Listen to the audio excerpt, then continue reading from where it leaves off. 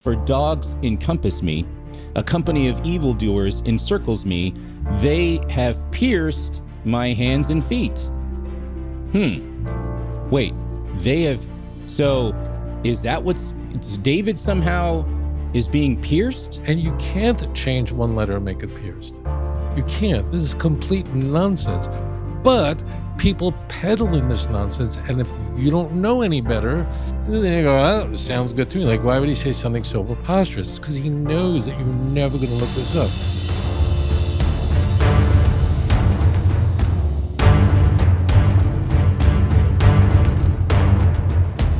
Well, this is very interesting. You know, there's a guy named Nate Sella, and he's an evangelical fundamentalist Christian. He's got a YouTube channel, and he doesn't like me.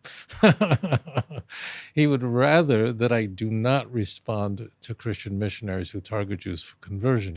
As it turns out, we had a show going back a while ago, and gentleman called in with a question about, Psalm 22, which is really important to Christians. In fact, Christians call it the Crucifixion Psalm. And of course, in this psalm, the church alters texts in order to make it appear Christological. And we're going to talk about that, but he is not happy with the way I answered a caller. Let's watch this. Did Jesus actually contradict the Bible when he cried out some of his final words before he died? That's what Rabbi Tovia Singer claims in today's video. Rabbi Singer is a man who makes videos against Christians and Christianity on a daily basis over at his channel. He says Jesus' crucifixion makes absolutely no sense. Hey, William and Rabbi, I've been reading these passages for quite some time. I have to let Rabbi know that those books he wrote is amazing. It's even more amazing that Christianity still has a leg to stand on. That's funny. Very true. Yeah, it was a lot of things in those books. I mean, you wouldn't see firsthand, but he does expose them for a lot of fraud in those books. I'm just surprised that Christianity still has a leg to stand on. And there's links to those books also in the video description area below. Get them there. It'll still help me a little bit. So, all right. It was a wonderful job with those books, Rabbi. Wonderful. Thank you. I love it. Thank you. Okay, so my question is, I'm reading these Gospels. It seems like Jesus seems to know everything leading up to his crucifix. But once he gets up there, he says these words, my God, why have you forsaken me? What went wrong at that point, which will cause him to say that? That's a great question. Right. So that's called a cry of dereliction, where Jesus screams out, my God, why hast thou forsaken me? And it is a quote from the book of Psalms, chapter 22. The author of the second gospel is seeking to show that Psalm 22 is a prophecy about Jesus. Now, of course, it isn't. Psalm 22 was authored by King David. We know it because we're told that. And King David is groaning in his own anguish. He really does feel forsaken. And I really implore people to read Psalm 22 from verse 1. And the author, David, asks the question. He says, I don't hear you.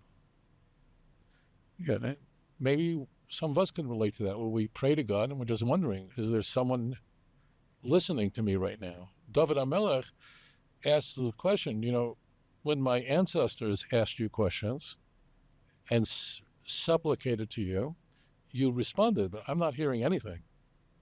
David had very serious problems in his life. If you think you have problems, David had enemies all about him that wanted to destroy him, and he cries about this. He uses the metaphor of wild animals. He doesn't start here, but he starts chapters earlier in describing his various enemies and how he felt completely abandoned.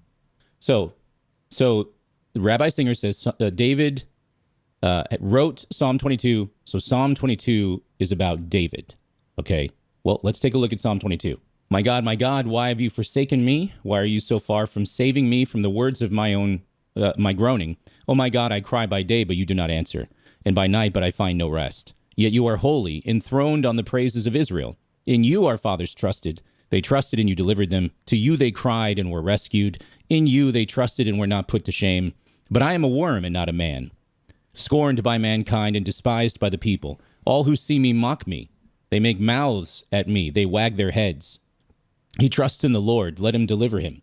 Let him rescue him, for he delights in him. Yet you are he who took me from the womb. You made me trust you in my mother's breasts. On you was I cast from my birth, and from my mother's womb you have been my God. Be not far from me, for trouble is near, and there is none to help. So far, this sounds like David.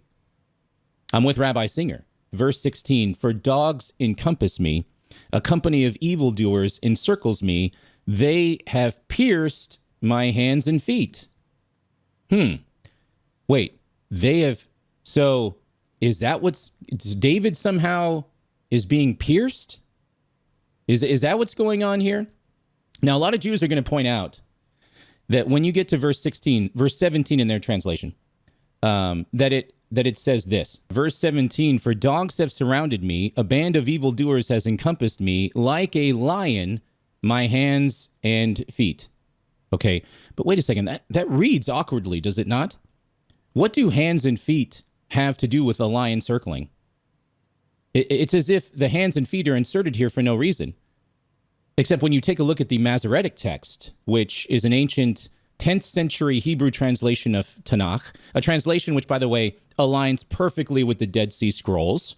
Okay, we mentioned this in other videos, right? You'll notice that the Masoretic text has the same verse, but one different letter. And that one different letter actually changes the word lion into a word that means to bore a hole through or to pierce. Now, you tell me, does that make better sense of what's going on with this person's hands and feet? That they had a hole bored through their hands and feet? That they can, look at the verse right after that. I can count all my bones. They can count their bones through the hole? I think that makes better sense of the text. But wait a second. Okay, again, does this sound like David? Did anything like this happen to David? Like anything like this sound anything near to what happened really to him in his life? Or does this sound like somebody else? So you could see where this Christian gets himself in a lot of trouble. And that is, it's obvious that he's illiterate in the Hebrew language. He may have taken a course in Hebrew 1 or 2. Course, I don't know. But he obviously is not familiar with Hebrew at all. And it's hard to know where to begin. For example, this is really rudimentary. He referred to the Masoretic text. The oldest surviving one is the Aleppo Codex, is not a translation of the Bible. So I don't. Now, the reason he says that is this is not, he's sort of outside of his lane. And you're going to see how his struggle with the Hebrew language is going to affect the way he reads the text, because he's, of course, relying on translations. The Masoretic text, you're going to hear that term a lot, so it's very important that you understand what that term means. The Masoretic text contains the entire Hebrew text. Okay?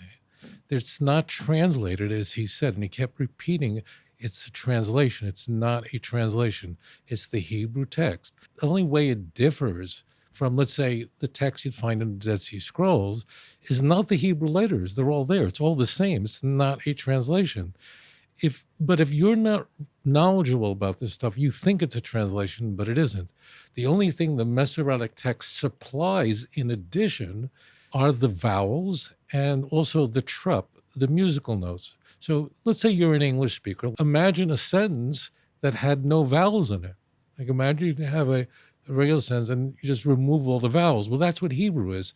Hebrew is a consonantal language, and the vowels, there are methods to figure out what vowels likely go where, but as it turns out in the Hebrew Bible, we don't talk about this a lot, the vowels do not always follow the standard rules. But the key is the Masoretic text is not a translation of the Hebrew Bible. It is the Hebrew Bible, but what is supplied by the Masoretes is the vowel system, which until that point, until it was assembled, was only known orally. So the vowels are supplied in a written form, and there's an innovation in sort of the early medieval period. And there are famous codices. There's the Aleppo Codex from about the year 900. There's a very famous Leningrad Codex from about early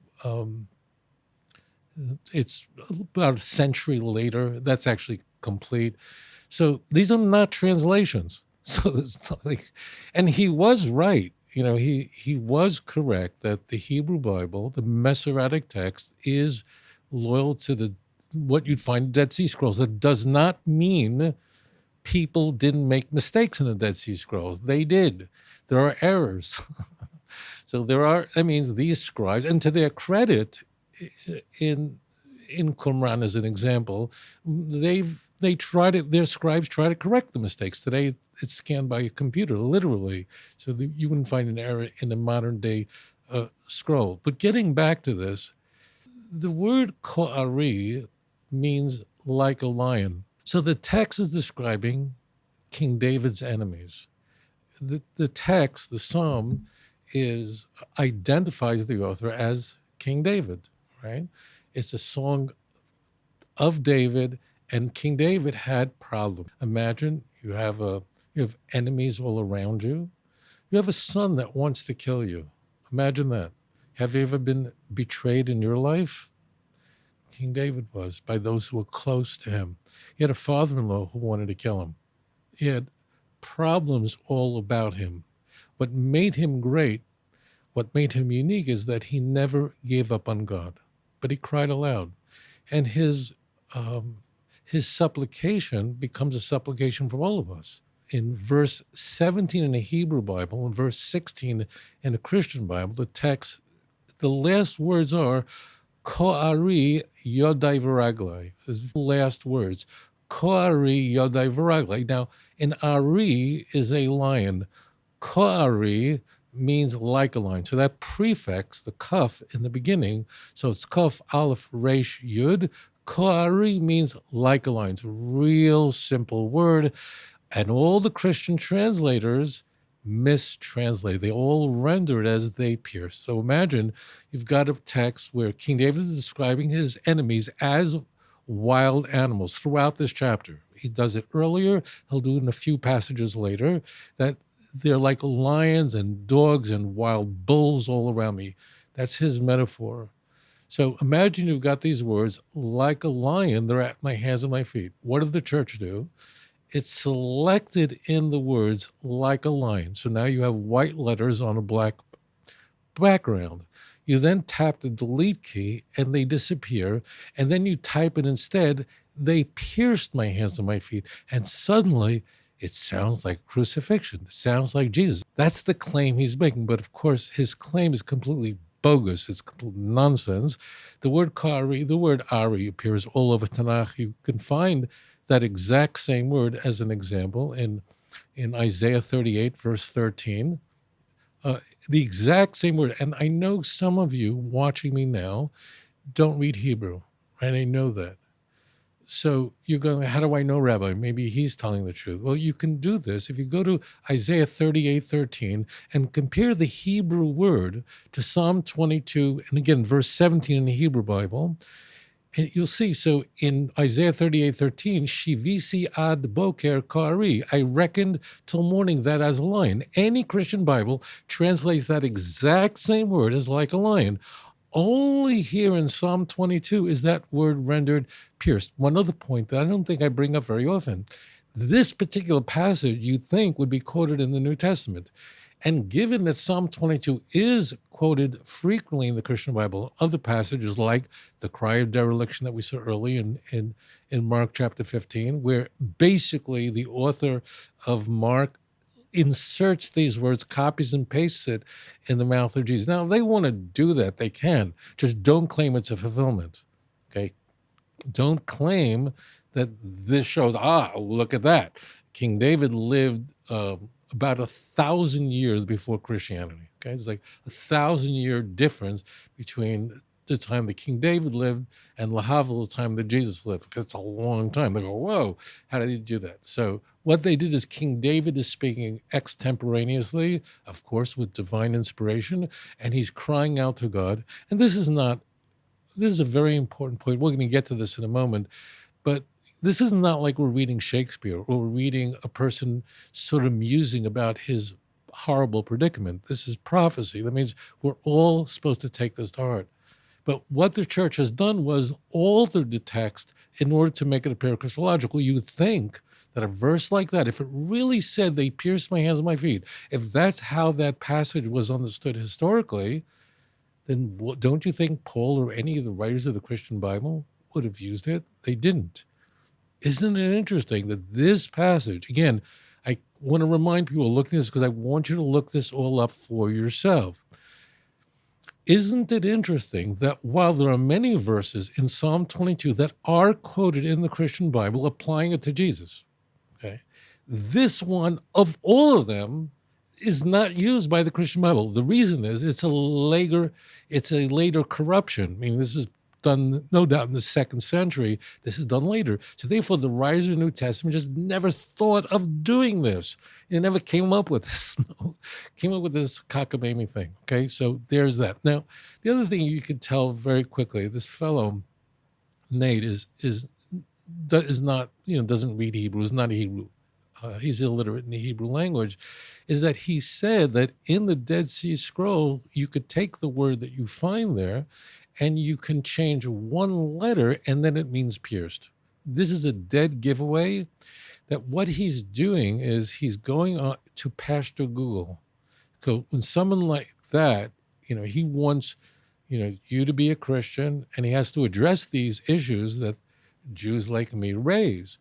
So what does he do? He's reading this from some website, some missionary website, and most people just go, oh, sure, I covered this. I'm not trying to sell books, but I have an entire chapter devoted to this in volume 2 of Let's Get Biblical. And this is complete nonsense.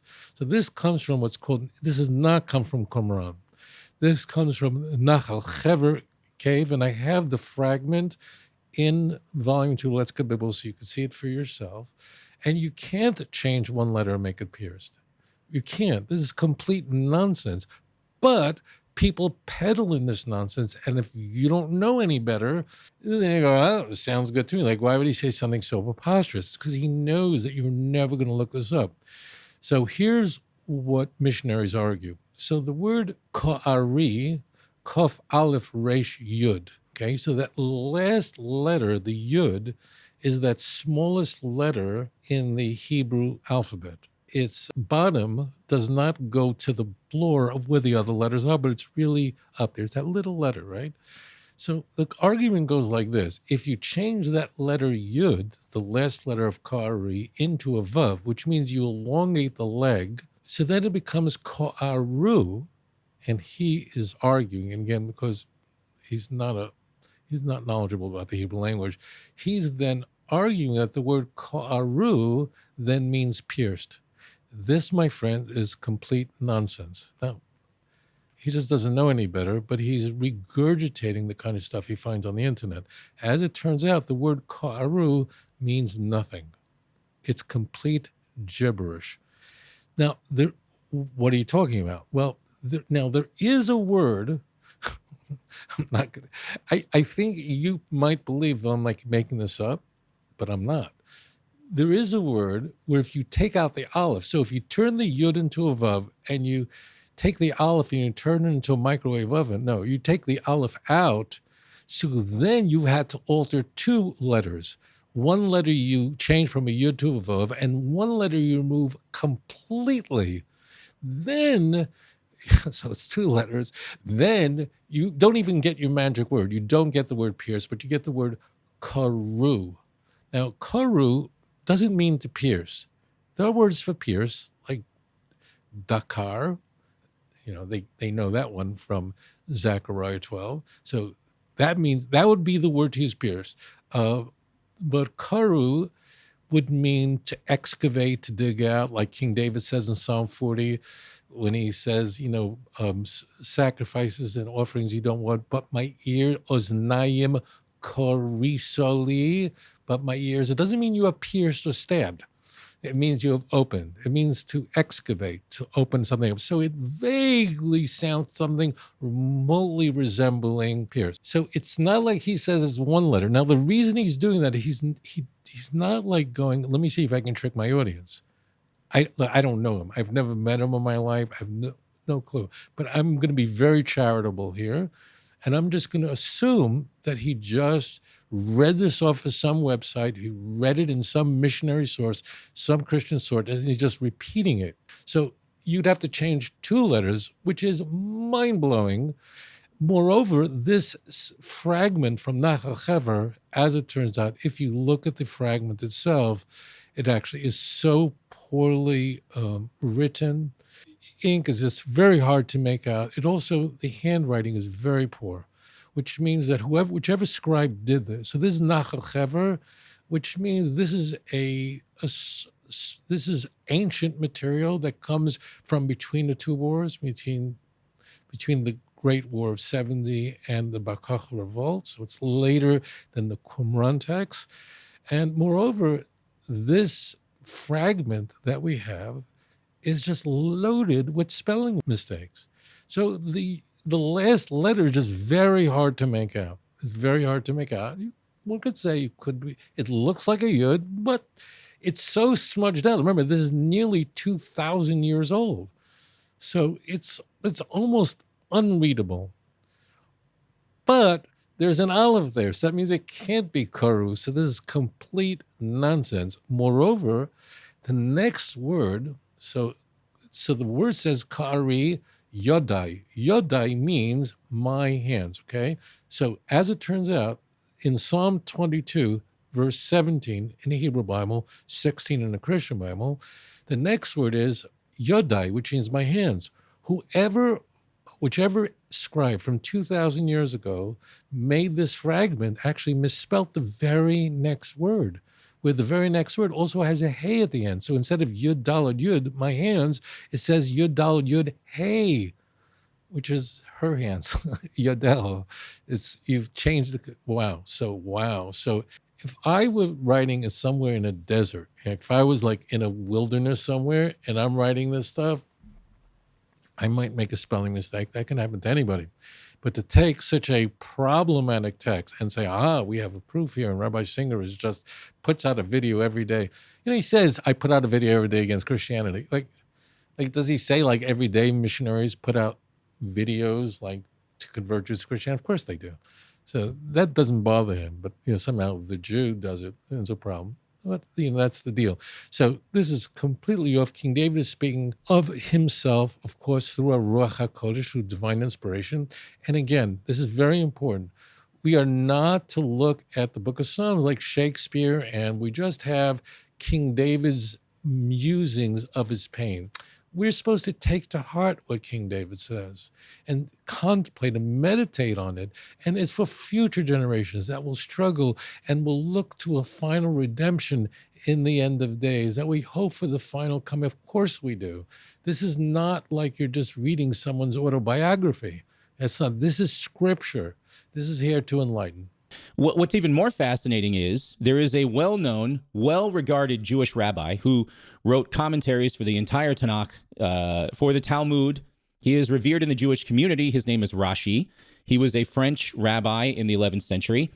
Rashi doesn't even think that this psalm is all about David. Take a look at this. So if you look at his commentary on verse 2, right? My God, why have you forsaken me? By the way, that's what Jesus cried out on the cross. This is what Rashi says. Why have you forsaken me? It's because this is about Israel destined to go into exile, and David recited this prayer for the future. So clearly Rashi doesn't see David in view in David's own psalm. See, I don't want to sound all conspiratorial here, and none of my degrees are in psychology, so I'm not going to get into motive. I just find it hard to believe that Rabbi Singer is not aware of the Jewish midrash on this and of Rashi's own commentary that does not square with his own claims. He has to know that people within his own camp disagree with what he just said. But for the video here, he's going to go on and tell people, like a bunch of people, it's just about David, guys. A warning for you, the viewers, and that is that whenever missionaries are going to Rashi and the Talmud, they're in a lot of trouble because they don't like Rashi. In fact, if he liked Rashi so much, and if he really had so much regard for Rashi, he would read Rashi's commentary on Psalm 22, verse 17, where he renders it as like a lion. He talks about how a lion tears a person apart. So you talk about a lack of equal weights and measurements. If Rashi is to be relied, just for a moment, I mean, let alone they don't believe in Rashi, they don't believe in Talmud, and we do look to the Bible as our authority. But if he was consistent, then the whole thing would fall apart. That means if you recall Rashi, if you say that Rashi is somebody who is authoritative, then everything collapses. That's an existential problem. Rashi didn't believe in Jesus. And Rashi is not saying what he wishes Rashi would say. Rashi is saying what is obvious to everyone. Rashi is not inventing anything. He's simply stating the obvious, and that is that in all future generations, this psalm, as well as all the other psalms in this holy book, would be the literature from which the Jews would read in our exile, longing for the coming of the Messiah. Rashi doesn't say that the Messiah would say this when he's dying. Rashi doesn't say that anywhere. So he wants Rashi to be his he's like a ventriloquist. He wishes Rashi would say that. Rashi, of course, is simply stating that these psalms, as we've said, are not to be understood as great literature of the ancient world.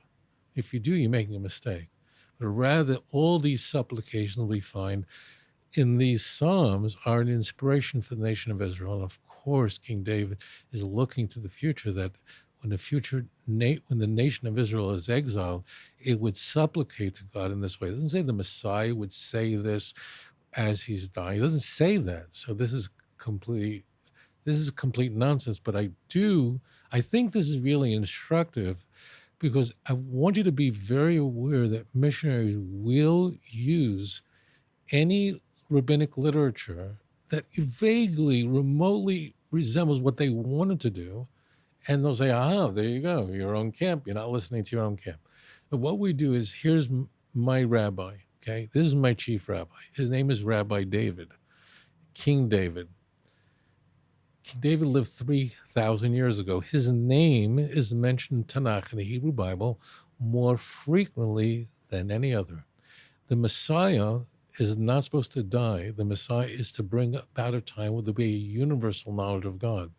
And all the enemies of Israel will be destroyed. The knowledge of God will cover the world as the water covers the sea. And all the nations will speak b'safa brura, in a pure speech. Keep your focus on Scripture, and please God, we'll see the complete redemption quickly in our time. If you enjoyed this program, please like and subscribe. אדון עולם אשר מלך בטרם כל יציר נברא לעת נעשה בחפצו כל